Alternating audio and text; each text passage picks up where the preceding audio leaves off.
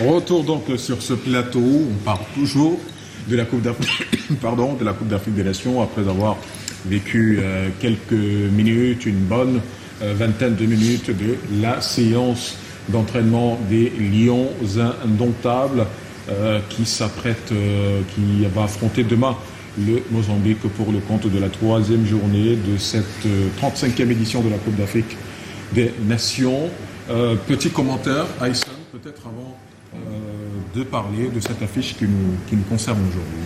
Yes, of course, we listened to Coach David Pargo today in a press conference. Maybe we give time for our consultants to say one or two words before we continue. You're welcome. Thank you so much, Mr. Aïssan. Bonsoir, mon cher Alain Ghislain Kanga, et bonsoir à mon confrère. Patrick, qui est avec nous. Bonsoir. Je précise également pour nos téléspectateurs que Yannick Kouaka qui est avec nous et qui va peut-être nous faire son petit commentaire sur les images de la séance d'entraînement qu'on a vécue tout à l'heure avant de se plonger directement dans cette affiche qui nous intéresse. Là, on voit quelques images, la RDC qui va affronter dans quelques minutes seulement le Botswana. Oui, c'est une affiche que j'ai envie de décrire comme une affiche pratiquement déséquilibrée entre le Botswana qui en est à sa deuxième participation à cette Coupe d'Afrique des Nations après 2012, c'est 2025, toujours éliminé dès le premier tour.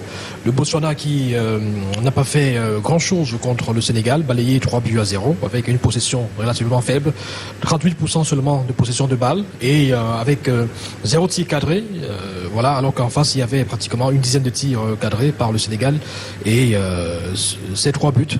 Le Botswana qui n'a pas fait grand-chose non plus contre le Bénin. Et je n'attends pas ce soir que le Botswana, peut-être par sursaut d'orgueil, essaye de se dire qu'il faudrait sortir de cette CAN avec notamment la tête haute, peut-être avec une victoire ou au moins un match nul face à la RDC qui est présentée désormais comme un ogre de cette Coupe d'Afrique des Nations, qui fait partie nettement des favoris à cette Coupe d'Afrique des Nations. Rappelons-nous que la RDC, sur les dernières rencontres, a notamment battu le Nigeria lors des barrages pour la Coupe du Monde au tir au but. La RDC qui a éliminé le Cameroun sur le score de 1-0.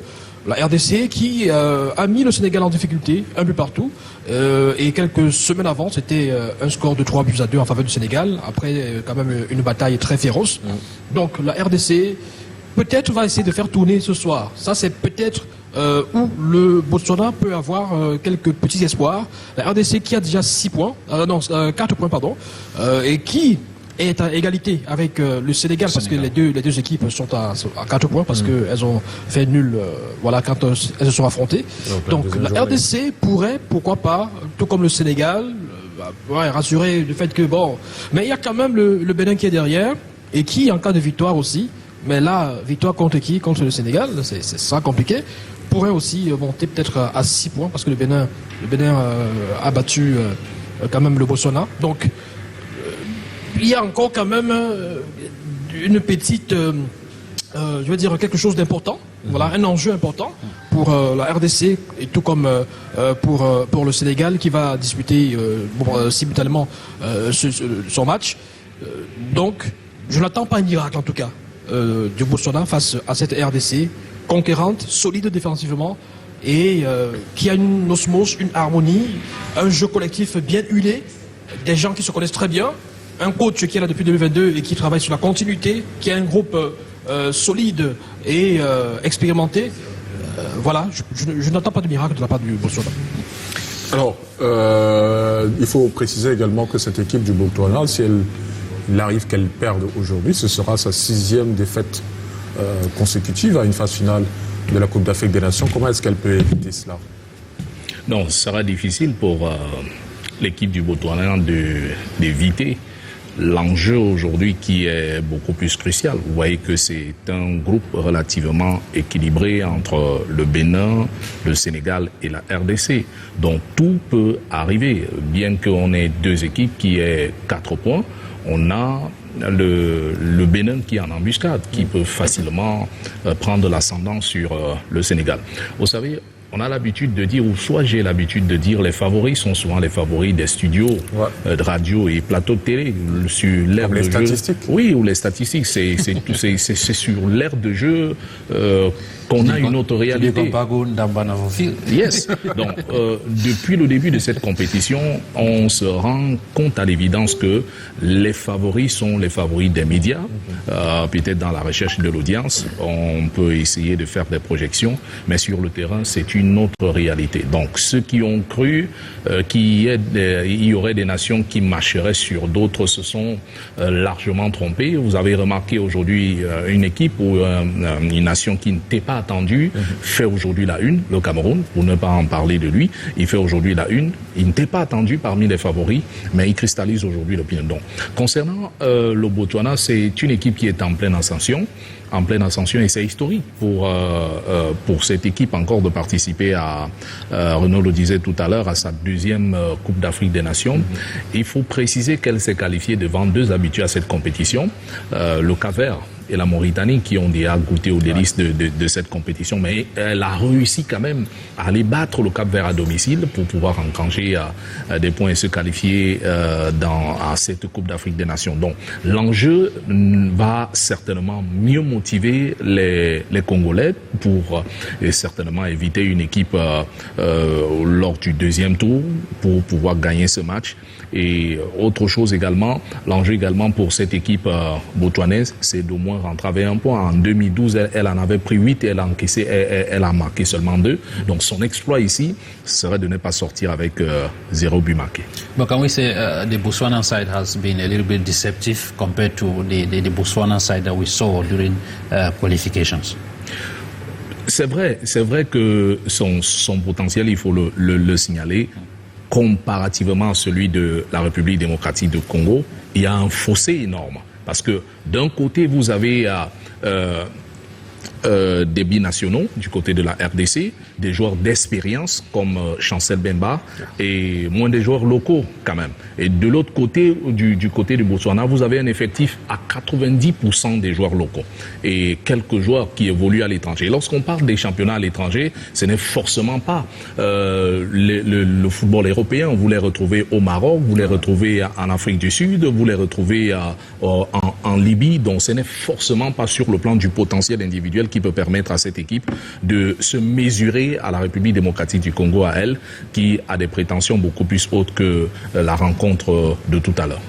Let's welcome Dennis, who has just joined us. Dennis, you're welcome. Thank you, Mr. Hysen. Maybe you take your mic a little bit up. Thank you, Mr. Hysen. Good evening to co-panelists and to the technicians, for the televiewers. It's my pleasure to have been invited for this program of this evening as far as AFCON matches are concerned. Yes, you're welcome. We are already on the DR Congo versus Botswana match. Botswana that is somehow practically already eliminated. How do you view the match? Yes, I think that, as we have been saying, Botswana, this is the second time that she's qualifying for the AFCONs. And as per what I've viewed, during their qualification matches, what they are doing as of now is somehow deceptive as compared to when they were playing the qualifications. Coming back to DR Congo, I think that this is a side that beating DR Congo is going to be a difficult game. But as we earlier mentioned, we know that football nowadays isn't on paper but in the field of play. And we hope that since she's about to be eliminated, if she can bounce back, as we are expecting, is going to be somehow good for the eyes to see. But as we all know, we know DR Congo also, they have come not to also come and play, they have come to also come and showcase what they have as talent. In spite of the fact that most of their players are players that just play around Africa, likewise Botswana. But I think that what we are waiting to see is going to be in the field of play, to see on how both teams are going to clash with each other. Okay. Yannick, can the objective maybe this evening for Botswana be just to grab that 1 point and go home? Oui, parce que dans une configuration comme la poule D, où le Botswana figure aux côtés des monstres comme le Sénégal et la RDC et le Bénin, il faut dire que je suis en partie d'accord avec mon confrère sur le fait qu'il n'y a pas véritablement il n'y a plus de grosses nations de favoris en tant que telles, parce que Tout le monde vient avec l'espoir et l'idée de remporter la compétition. Et ça se joue sur le terrain. Parce que comme je le disais tantôt, il y a quelques jours, Alain Ghislain, les statistiques, c'est bon pour la télé. C'est bon pour les plateaux de télé parce que c'est pas ça qui joue sur le terrain à un moment donné. Parce que quand vous avez une meilleure préparation... Je vais vous en fournir d'ailleurs. Justement, voilà. Alors, parce que quand vous avez une meilleure préparation, une bonne préparation, vous pouvez surprendre. Vous pouvez surprendre même ceux qui sont annoncés comme étant favoris. Mais ça ne suffit pas pour quand même dire que certaines équipes ne sont pas favorites. Il y a des équipes qui sont naturellement favorites. Eu égard à leur palmarès, à leur statut et aux récentes performances à des compétitions comme la Coupe d'Afrique des Nations, comme la Coupe du Monde, comme les qualifications. Donc forcément, ces nations sont des favorites naturelles. Maintenant, des favoris peuvent aussi décevoir parce qu'elles sont attendues et puis finalement elles déçoivent, ces nations-là. Le Botswana est dans une configuration aujourd'hui où il faut un sursaut d'orgueil. Il faut un sursaut d'orgueil parce que c'est 2 matchs perdus. C'est 2 matchs perdus. 2 matches lost, 0 goals scored, 4 goals considered. They are on minus 4 goals. Ils sont complètement, j'ai envie de dire, inoffensifs. Parce que quand vous regardez les 2 matchs, c'est peut-être Alain Ghislain qui va nous fournir les stats exactes dans les prochaines minutes. Mais je pense que ils n'ont pas cadré peut-être 2 ou 3 tirs. Dans les 2 matchs précédents contre le Sénégal et contre le Bénin. Le Botswana va peut-être essayer au moins de marquer un but. Je crois que ce sera un objectif pour cette CAN-ci. Marquer au moins un but et peut-être s'accrocher à la RDC. Et comme je disais tantôt, ça va dépendre aussi des choix de la RDC. Est-ce qu'il va falloir aligner le 11 type de la RDC pour sécuriser les 7 points, entre guillemets, et la première place? Ou alors on va essayer de faire tourner et se dire que bon, au pire des cas, on est quand même soit 2e, soit mieux 3e. C'est ce qui va peut-être être le tournant dans ce match. Mais tel que je vois cette configuration, la situation actuelle, où chacun essaye d'éviter la 2e ou la 3e place pour justement éviter de rencontrer un gros au prochain tour, je suis persuadé que la RDC va peut-être, quand même, peut-être pour la première période, mettre son armada offensive avec des Bakambu en pointe, avec des Mboku à gauche ou Meshak Elia et à droite des Bongonda. Et peut-être en défense, on retrouvera Bemba, Toazambé et sur le côté droit, Wan-Bissaka comme depuis le début de la compétition, pour au moins peut-être marquer 2-3 buts et se rassurer. Parce qu'il y a aussi un jeu à distance avec le Sénégal. Et ça va se jouer aussi, pourquoi pas, au goal average. On verra laquelle des 2 équipes va peut-être marquer plus de buts, aura une meilleure différence de buts pour être classé numéro 1 en cas de victoire des 2 équipes favorites, entre guillemets, donc c'est-à-dire le Sénégal et la RDC. Alors, Raoul, parlons d'une autre statistique. Lors du match contre le Bénin, le Botswana a tenté 465 passes. Est-ce que c'est le signe qu'elle commence à avoir un tout petit peu de la maîtrise dans son jeu?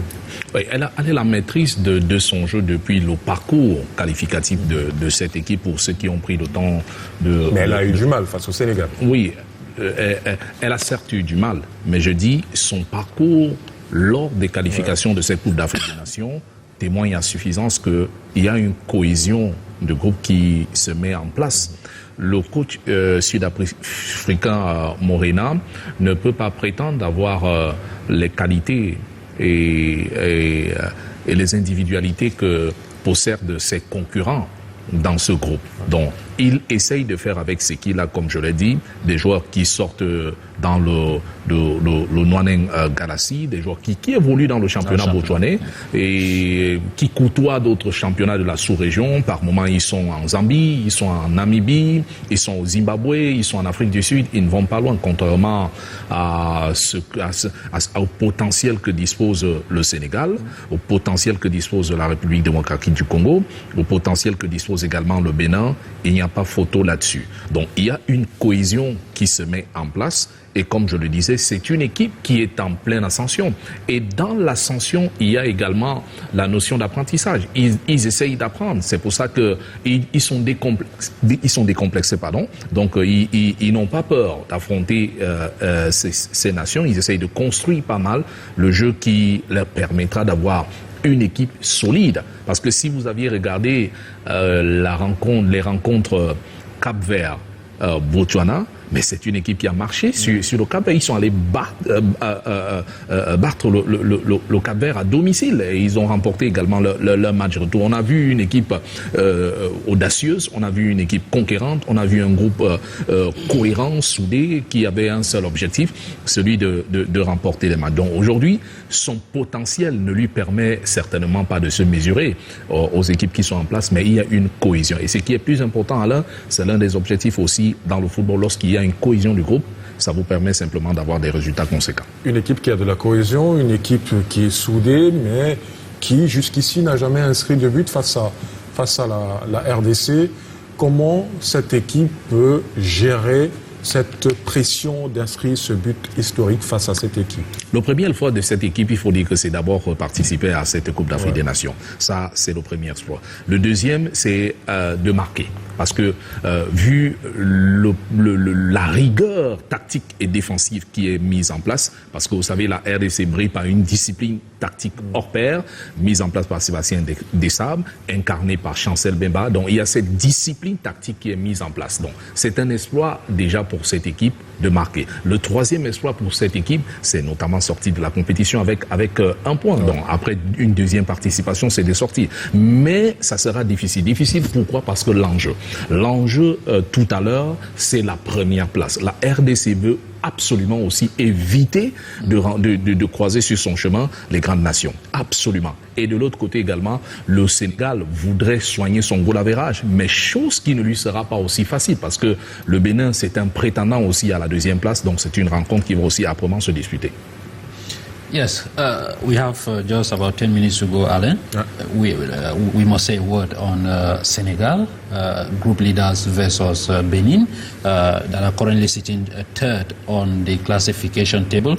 Denis, Senegal versus Benin. Are we going to see a Senegal that will be managing? They have already qualified. Are we going to see a Senegal that will be kind of restrained, or they will be fighting to get that top spot to be able to have maybe a weaker opponent at the round of 16? Yes, as per this question of yours, as far as Senegal is concerned, before coming here, when I also look at our results as far as Cameroon is concerned, I discovered that there is something that needs to be done. Because if it seems as if they are first, they are going to meet one of the biggest African squad maybe in the 16 finals, which is going to also cause a problem. So I was asking myself, should these guys go into the field of play to just go and mingle or how? And this is the same question you're asking me. And what I'm going to say is just this. You know, when you are playing football, at times you know that this country, if we can meet this country in the 16 finals, we might likely be bounced out. And how should we do it? As my co-panelist here was just saying that we have some of these nations that maybe Senegal will try to like score so many goals so as to surpass the DRC as far as so as to meet the smaller opponent in the 16 finals. I think that with that, us as analysts here, we are giving our own opinions, but they themselves, and also even within themselves, they might be discussing between themselves. I know guys not saying that if we score most goals, we'll be good that we meet these guys because we might meet these teams and they will eliminate us. And the one thing we also need to know is that what Benin isn't that a small team that we need to know. Beating Benin is going to be something very, very, very difficult. We should know that Benin went to Nigeria and trashed Nigeria at home. At home. And people were surprised. So this very match of Senegal versus Benin is going to be something that I, for one, if I'm in their position, I will need to score a lot of goals so as to meet the smaller opponent. Because meeting a smaller opponent is also going to guarantee your route to the semi-finals as compared to staying second, having the same points, but meeting a giant opponent of which you are going to play in the semi-final as if we play the finals of the AFCON, which is going to be something very, very, very, very difficult. So I think the game is a field of play. So they know what they're supposed to do. Let them do it to be able to meet the smaller opponent. Or else they should be ready to take the bull by its horn. Yannick, Senegal Benin, is it a match of full flesh, or there will be some reservations because Senegal knows that they have already qualified? Le Bénin a intérêt à gagner. Le Bénin va tout faire pour gagner, et parce qu'il n'a que 3 points. avec 3 points après une défaite contre la RDC. Et on se rappelle que le match était pratiquement équilibré contre la RDC et qu'il y a eu cette polémique sur la VAR qui aurait pu justement, qui était tombée en panne, qui était en panne pendant une vingtaine de minutes et qui aurait pu normalement alerter sur un penalty. Il y a un penalty qui aurait profité notamment aux Béninois et on aurait peut-être eu un score de 1 but partout si le penalty avait été accordé grâce à la VAR, malheureusement. Donc le Bénin qu'on a vu contre la RDC peut aussi élever son niveau de jeu contre le Sénégal et faire quelque chose. Et n'oublions pas qu'à sa tête, il y a un entraîneur assez expérimenté, un vieux routier de ce type de compétition, Gernot Rohr. Et voilà, je pense que le Bénin va débuter cette rencontre avec l'idée de causer des difficultés au Sénégal. Le Sénégal qui a des failles qu'on a notamment vues contre la RDC, parce que voilà. Donc le Bénin, je pense que le match pourrait être équilibré entre le Bénin et le Sénégal. On pourrait avoir un match très emballé, parce que chacun a intérêt à gagner pour être au moins deuxième, être rassuré d'être deuxième. Parce que le Bénin, s'il gagne le Sénégal, monte à 6 points. 6 points, donc sensiblement deuxième, au cas où la RDC gagne le Botswana et monte à 7 points. Donc, vous voyez qu'il y a aussi un enjeu à ce niveau-là. This Senegalese side, have we really seen the best of this Senegalese side during this AFCON? It is true, they trashed Botswana 3-0. They played a draw with DR Congo. Have we really seen the Senegalese side that we know? Oh oui et non, parce que le jeu est toujours là, l'identité du jeu est là, la domination, la possession, parce que même contre la RDC, c'est le Sénégal qui possède le ballon, c'est le Sénégal qui a la possession, et la RDC est solide et arrive quand même avec un jeu de transition à marquer un but, et malheureusement ils vont encaisser aussi, et ça va se terminer sur un score de parité. Le Sénégal avance avec ses certitudes, mais avec les mêmes problèmes que nous connaissons. Les matchs amicaux, on les a vus face au Brésil et face à d'autres nations. On a vu aussi le Sénégal contre la RDC lors des qualifs de la Coupe du Monde. On a vu le Sénégal prendre 2 buts. Peut-être quelque chose à régler à ce niveau-là. Le Sénégal, la problématique, la question, Sadio Mané, doit-il encore jouer? Doit-il être titulaire? Doit-il débuter sur le banc? Il y a un vrai problème à ce niveau-là. Le Sénégal, pour ma part, n'a pas encore véritablement ce qu'on appelle un tueur. Bon, Nicolas Jackson, il a mis 2 buts contre Botswana, mais pour ma part, je pense qu'il y a encore un vrai problème au niveau... quand vous regardez les tentatives du Sénégal, il y a des tirs cadrés. Il y a pas mal de tirs cadrés. Une dizaine de tirs cadrés contre le Botswana, mais au finish, combien de buts? Voilà. Alors, après ce petit crochet entre l'affiche Sénégal-Benin, je propose qu'on remette la balle à l'affiche qui nous intéresse ce soir, Botswana contre la RDC. Alors, Raoul, la RDC, c'est 6 matchs de poule remportés lors d'une phase finale de la Coupe d'Afrique des Nations. Comment est-ce que on peut expliquer la solidité de cette formation? Oui, ce sont les objectifs qu'elle s'assigne à chaque compétition. Au moins traverser le premier tour. Donc, lorsqu'on vient dans une compétition, le minimum pour un champion, un ancien champion comme la République démocratique du Congo, c'est de traverser le premier tour. Donc, on a cette ambition modeste d'abord de se dire on prend match après match et on traverse le deuxième tour. Donc, ça c'est une chose. La deuxième chose, c'est la composition du groupe qui permet d'atteindre cet objectif. Je le dis, vous savez, le football congolais a traversé une page un peu balbutiante, dont on a balbutié à un certain moment, mais aujourd'hui on retrouve cet équilibre mis en place aujourd'hui par Sébastien Dessap. On va marquer une pause et on se retrouve juste après.